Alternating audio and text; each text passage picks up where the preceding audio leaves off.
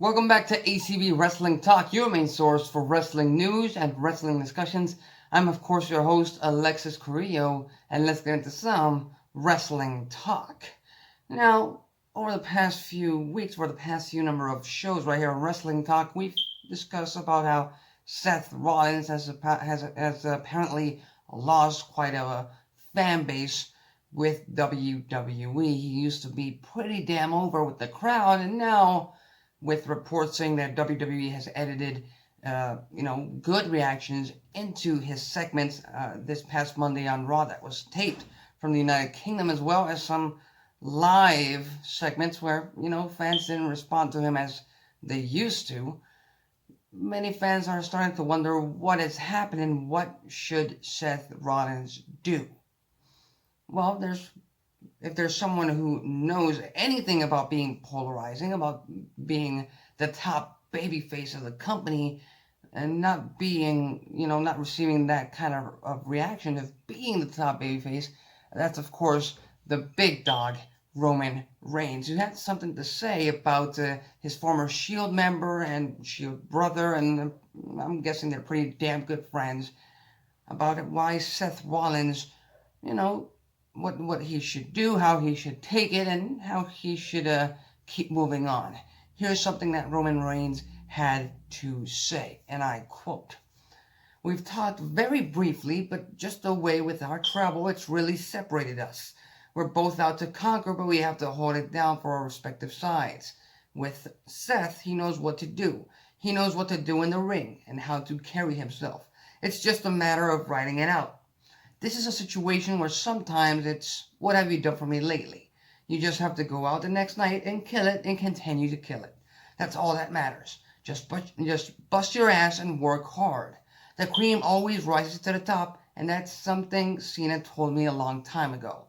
Don't go out there and stink it up. Have a good match, and at the end of the day, our fans are passionate, but they have respect for what we do. Seth is a pro wrestling guy, and he is never going to go anywhere. He's always had the dream of WWE, and a little bit of a roller coaster isn't going to scare him away." And I think Roman Reigns could not be any more correct in the matter of, sure, fans can be very fickle in terms of who they cheer and who they don't want to cheer. Back in early 2018, they started to go all bananas over Seth Rollins after he had that tremendous showing in that gauntlet match, I believe on the road to the Rumble or on the road to Fastlane or Elimination, one of the early pay-per-views on the road to WrestleMania. That's when fans really started to notice Seth Rollins as this big babyface, and I think the turning point for Seth freaking Rollins, the turning point for the Architect, was the fact that a brand new and improved and very entertaining character like the Fiend, Bray Wyatt, appeared on Monday Night Raw, and just like I said, fans are very fickle, so they immediately, switched and changed their attentions like that to the Fiend, and Seth Rollins came out with the short end of the stick. But just like Roman Reigns stated, just like John Cena told him, the cream always rises to the top, and even though Seth Rollins might not be the best on the mic as a babyface, he is pretty damn good on the mic. He is pretty damn charismatic. And in that ring, come on, he's one of the best in the world. So, just like Reigns said, and I believe him, Rollins isn't going anywhere. He's been a part of professional wrestling for, what's it been, almost 15 years now? I think it's been almost 15 years that Rollins has been either in the Independence, in Ring of Honor, in NXT, now in WWE. I honestly don't think Rollins is going anywhere. And hopefully, Rollins can just focus on putting on a great match, and eventually fans will get back in his corner. But, that's what Roman Reigns thinks. I agree with him. You might not. So, what do you think? Leave your thoughts, comments, and predictions on the comments section below. And again, more to involve the this backstage drama, this crazy story going around, because like I said, it's backstage drama. It's extremely bad press for a company like WWE that does not want this bad press. And I'm gonna bring up a quote from a WWE Hall of Famer, Booker T, who has his own podcast, who has his own show, and had many things to say about Jordan Myles' situation. And I quote, "I don't know if Jordan Myles has quit the company, but on social media he posted that he quit the company. I am not going to sit here and judge or anything like that, or say that he should have done this or he should have done that. I'm going to lay out on that because I don't need any backlash before someone said that Booker said this or Booker said that. I'm going to say that the situation all started with the t-shirt and now it has gotten to this. I don't know where it's going to go from here. I have been on this earth for 54 years, and if you think one person is something, call them that, or if you think that person is something, call them that. But I cannot judge a group and say everybody is that. When you make a blanket statement like that, you do no justice for yourself or the culture. I say this because I have had a lot of years and a lot of experience. I do know that I wouldn't be here if it wasn't for a white guy named Bruce Gazarch, who made this all happen for me as far as changing my life, which is another story. I could have easily judged everyone the same way after my situation of going to prison, being a kid who had never been in trouble before, and for the first time being locked up in the back of a police car, saying that the system did me wrong. I hate everybody of that color. You know what I mean? If I did that, I would have done myself an injustice more than anything, and I think that is a situation that I want to make clear here. The way he's going by this, he's doing himself an injustice.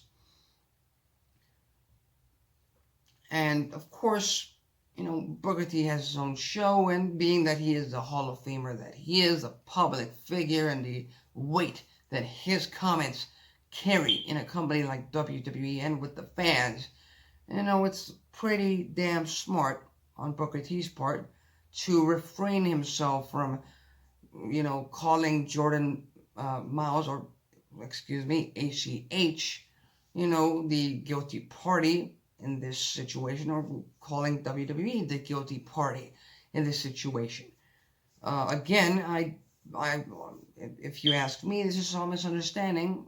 WWE is, I do not think, I will never believe that a group and a company that is so public in the eyes of the mainstream media, like WWE, would ever try to be a part of any kind of racist remarks. That's, again, I can't state that enough. And I believe Booker T is stating the exact same thing. Whereas one, ignorant human being can be racist and can have those idiotic thoughts. A group, it's very hard to judge an entire group in that same way.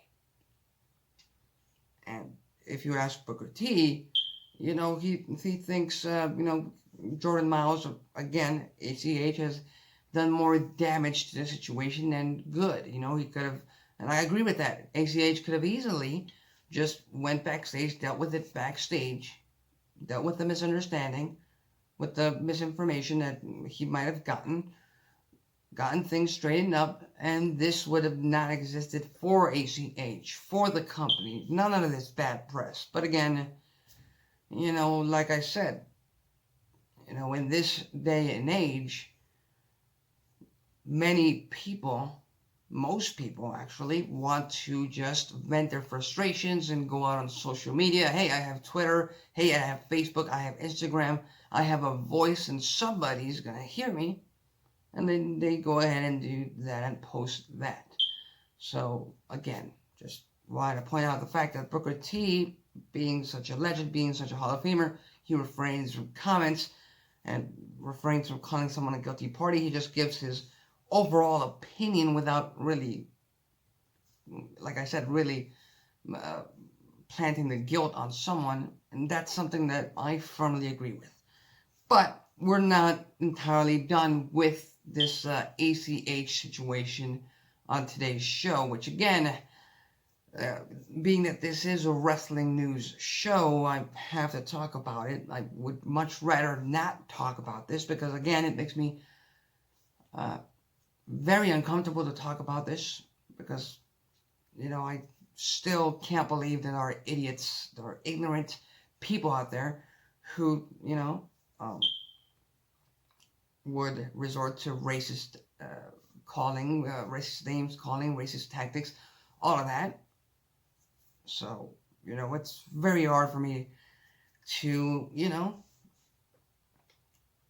really deal with this entire situation, this entire issue, big issue, regarding the internet wrestling community and the entire wrestling industry as a whole.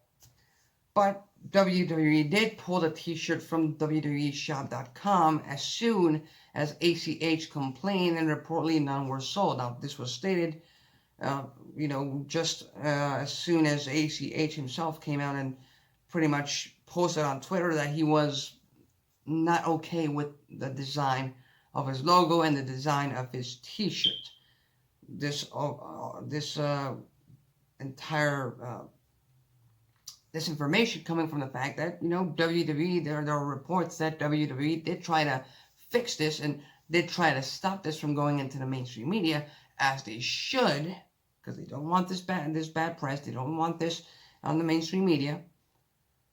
Before ACH really jumped the gun and went all out.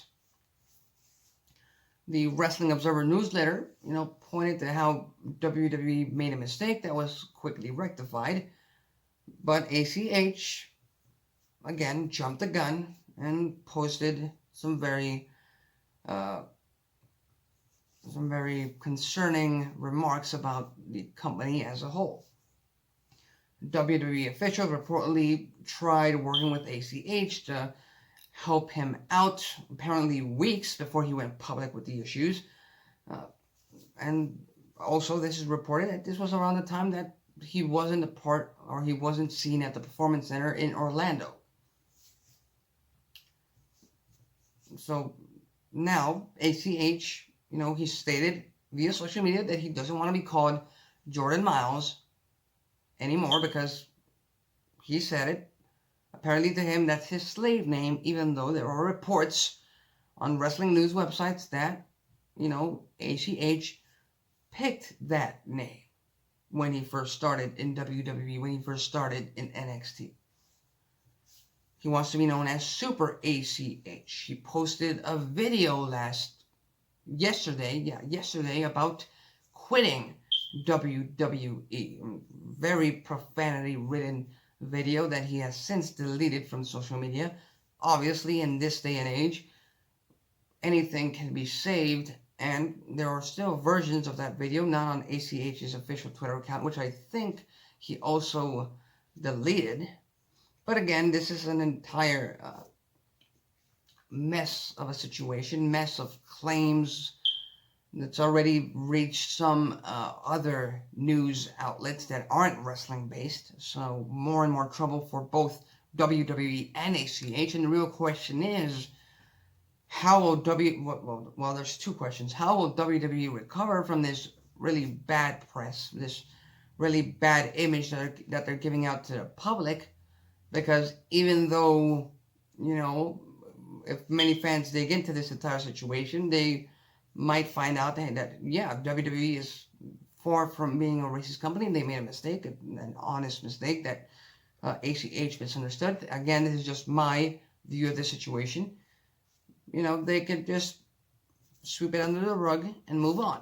Unfortunately, being that we human beings don't have a pretty long attention span, we tend to only read the headlines. And if some headlines are, written in a way to be clickbait, that can really lead to trouble for WWE. On the other hand, you have ACH. Will he get his release from the company? Because even though he officially quit WWE via social media, the leader of sports entertainment still has to grant his release. He is an independent contractor with WWE, but he is still under contract with WWE. He still has to fulfill his duties. And as far as, as this entire mess is concerned, I wouldn't be surprised if WWE held him up to his contract, just to keep him away from appearing on AEW, keep him away from appearing on Impact or Ring of Honor, and making remarks about WWE that they do not want out there. That is, assuming that with this entire mess, any company would want to take a shot with ACH. Any big promotion with an actual TV deal would want to take a shot with ACH. So again, what do you think? How do you think WWE is going to get out of this? What do you think ACH is going to be wrestling anymore? Or do you think that maybe his wrestling career is going to be put on hold for the time being because of this entire backstage mess? Leave your thoughts, comments, and predictions on the comments section below. And of course, last week we talked about how NXT really closed in the gap with AEW. I believe they were in the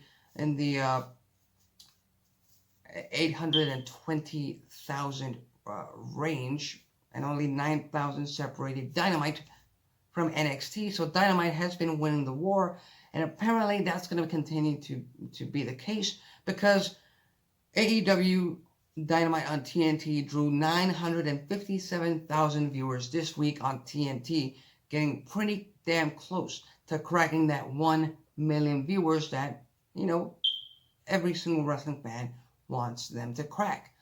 NXT on the USA Network, on the other hand, drew 750,000 viewers. Nothing to sneeze about, nothing that isn't bad per se, but, it is over 200,000 viewers decided to tune into Dynamite instead of NXT. Now, this may be a case of, Cody losing his title match at Full Gear and MJF turning on him and all the aftermath and the fallout, and they wanted to see what kind of interaction Cody and MJF would have on Dynamite, along with, how Jon Moxley pretty much broke the IWC with how extreme and violent he was at Full Gear. But, the constant remains. Dynamite keeps getting the upper hand on NXT. Like I've said in the past, as they should, they present their product in a more, where a viable form of competition for WWE in the years to come.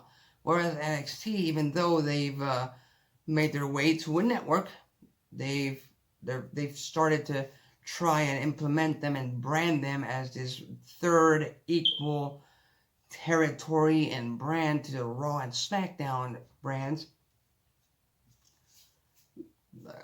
To me, it still feels like, yeah, but you're still in Orlando, you're still at Full Sail, which is not bad, but, when you compare Full Sail to the arenas and the fact that Dynamite is touring, to me, there's no mistake about it.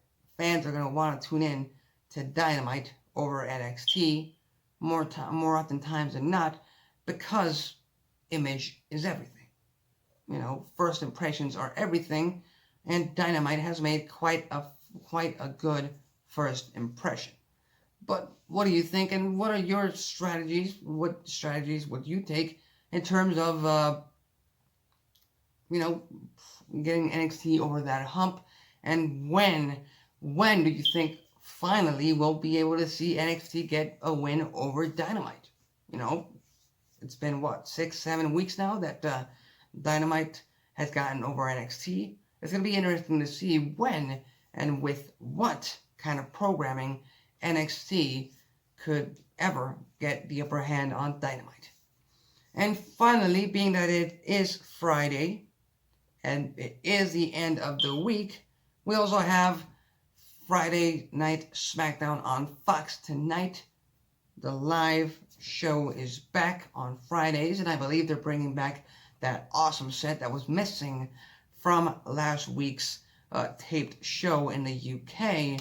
And even though we've got, SmackDown, brand new SmackDown Tag Team Champions, The New Day, Kofi Kingston, and Big E, defending their newly won titles against former champions, The Revival, which I think is going to be, pretty much a run-of-the-mill tag team match where The New Day are going to retain. Wouldn't make any sense for them to lose their titles just to reinsert The Revival into that Survivor Series triple threat match. The New Day, at least to me, is going to stick with this with the tag team titles, we've also got a very interesting situation because we've got yet another episode of the Miz TV, another edition of the Miz TV on Friday Night SmackDown. The guest at hand is, of course, Daniel Bryan. Now, if you watched last week's show, you know that the Fiend Bray Wyatt, the brand new WWE Universal Champion, targeted Daniel Bryan last week backstage, attacking him with the mandible claw and adding him to the list of victims that have included, I believe, Mick Foley, Jerry the King Lawler, Seth Rollins, among many others. Now, with Brock Lesnar facing off against Rey Mysterio for the WWE Championship at Survivor Series, it's pretty much safe to say that Bray Wyatt is not going to be facing Adam Cole at Survivor Series. He might be, and he will most likely be, defending his Universal title against an opponent. That opponent being Daniel Bryan. The real question is, Daniel Bryan has been kind of on a plateau of sorts. He isn't quite the heel he used to be ever since he, helped and teamed up with Roman Reigns, but he isn't a full-blown babyface in the same vein as he was, with the Yes Movement. So what's it going to be? We'll find out tonight on SmackDown what kind of state of mind he is in, and that Bray Wyatt and The Fiend is going to make an appearance on Miz TV. That's going to happen. The Fiend doesn't refrain from expressing what he has to say, either with words or with actions, and he's certainly not shy. So again, we'll just have to wait and see what transpires on tonight's show on SmackDown, and let's see if Daniel Bryan lets The Fiend in. So with that said, it's Friday, it's the weekend, getting set for this Saturday and Sunday where I get to sleep in. I'm hopeful that many of you can as well, because again, it's the weekend. These are the 2 days that we get to enjoy. So, I've been Alexis Carrillo. That's it for me. Have a great weekend. See you Monday.